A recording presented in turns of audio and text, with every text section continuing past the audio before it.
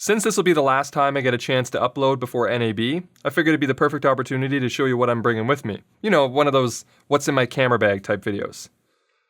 Let's get undone. Gerald Undone. He's crazy. What's happening, everybody? I'm Gerald Undone.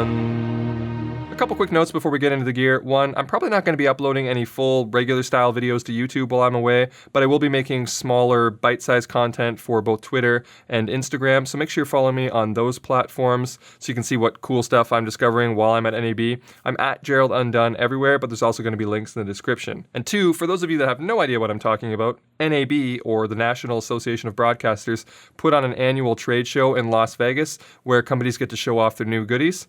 And I'm going to be attending next week. All right, so let's jump over to the workbench so I can show you what I'm bringing. Okay, so to start things off, this video is going to feature this bag from Brevitē. Now, this is called the Scout, and I've never used it before, but I figured NAB would be the perfect opportunity to put it through its paces. But I will give you a bit of an overview and tell you some of the things that I like and don't like as we pack it up. First of all, to open the main compartment, you flip it over and zip it along the back.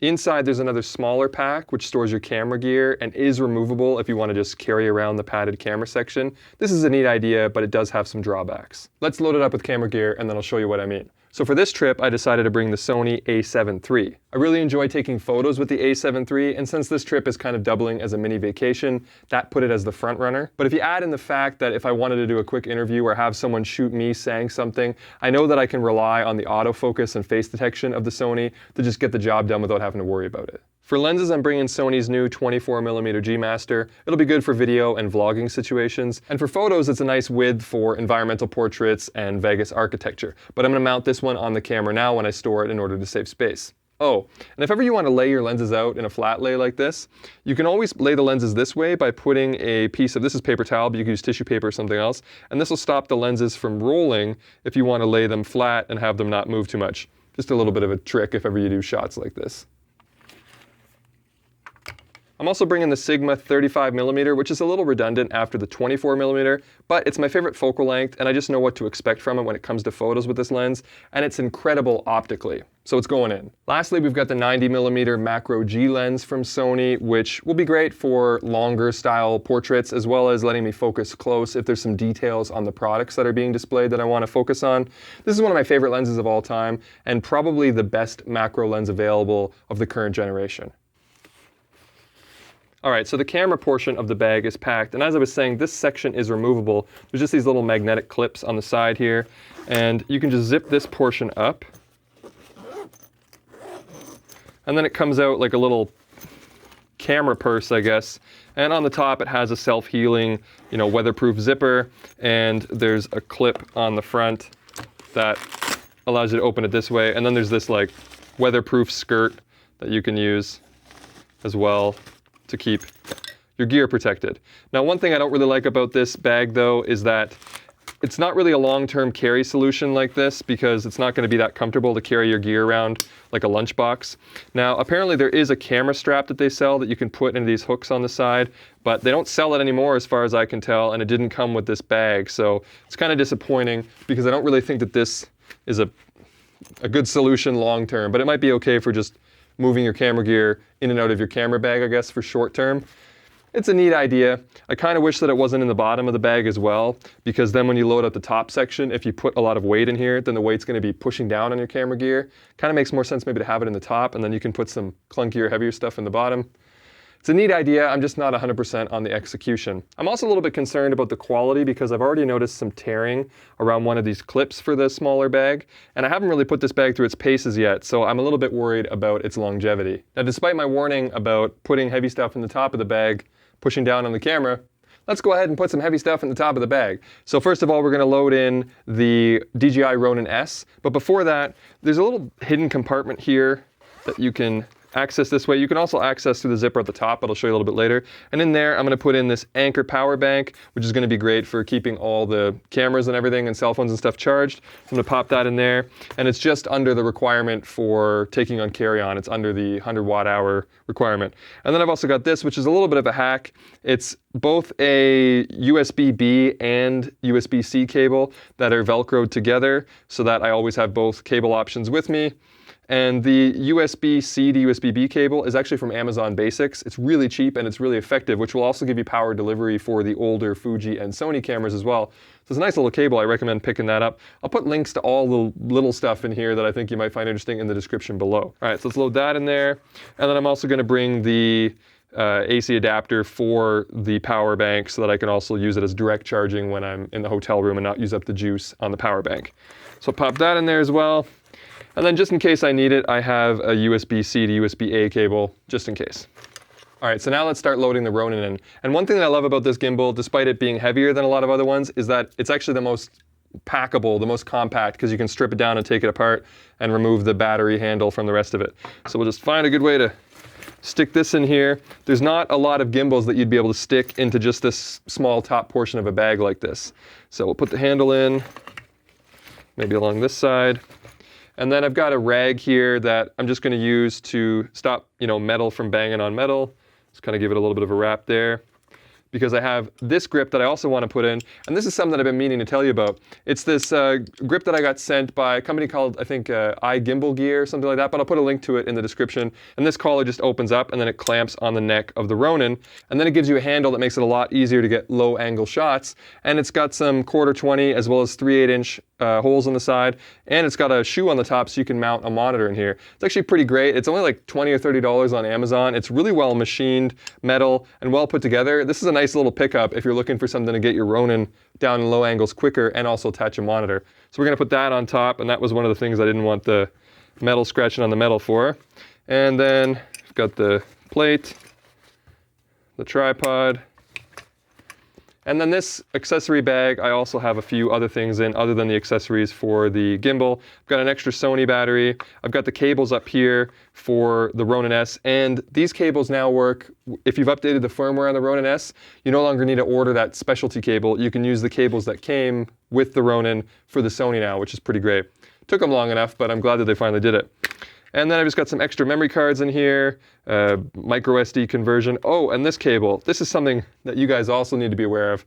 This one is basically, it takes your stereo microphone in on your camera and splits it into 2 mono jacks. So basically you can connect 2 different microphones if you're plugging directly into your camera.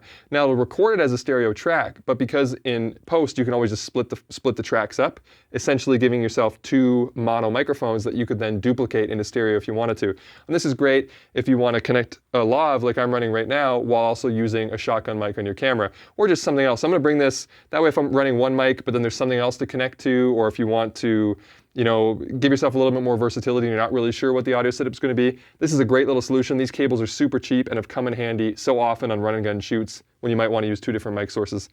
Definitely get one of these if you do a lot of shooting like that. And speaking of microphones, I'm going to be bringing the Deity VMic D3 Pro for all my run and gun audio needs. Love this mic, terrific value, probably the best bang for the buck on camera shotgun mic available today.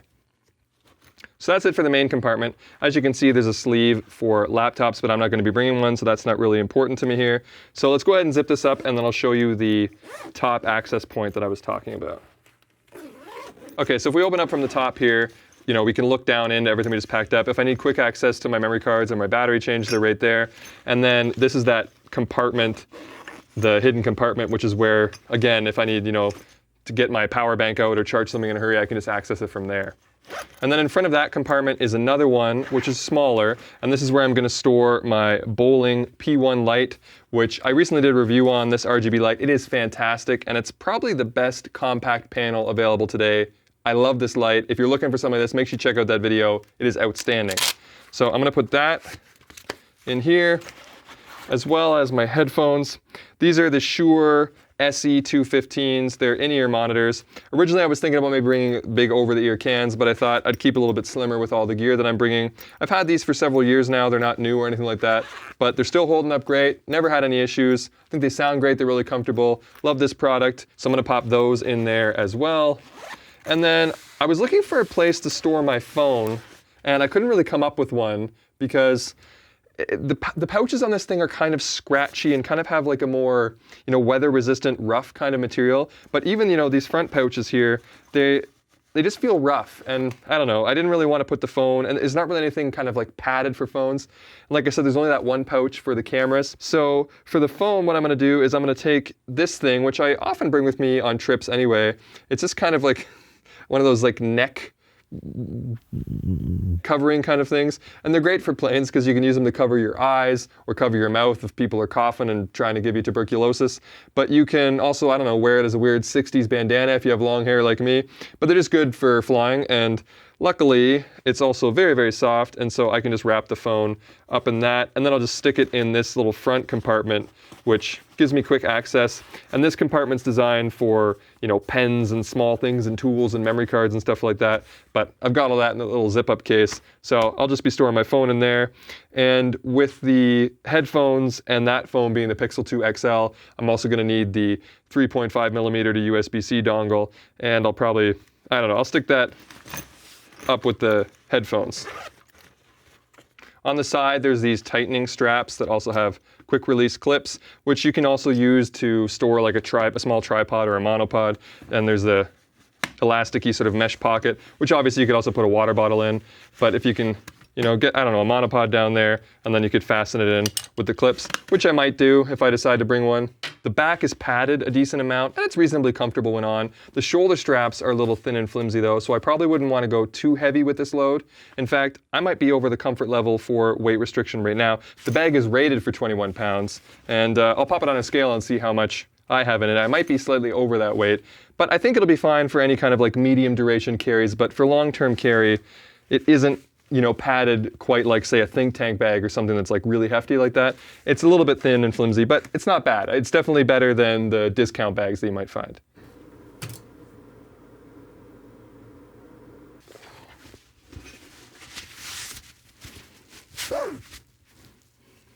Yeah, it's reasonably comfortable. So to conclude my first impressions review, Brevitē sells this bag for about $200 US on their website. And to be honest, I'm not sure how I feel about it. If this was a $60 bag, I'd have no problem recommending it. It's got premium touches, good zippers, and overall I think a pretty nice aesthetic, as well as solid elemental resistances. Oh, and there's one thing that I didn't show you when we were doing the overhead setup, which is that there is a little front zipper compartment right here as well, which I kind of like because you can use it to store your travel documents, like your passport, as well as your itineraries and stuff like that. And they can just slide right in there, and you have quick access to them.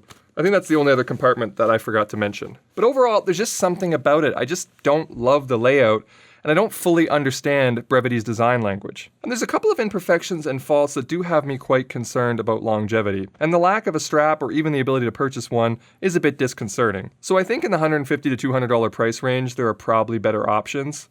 But it is a worthy effort from a relative newcomer to the camera bag game.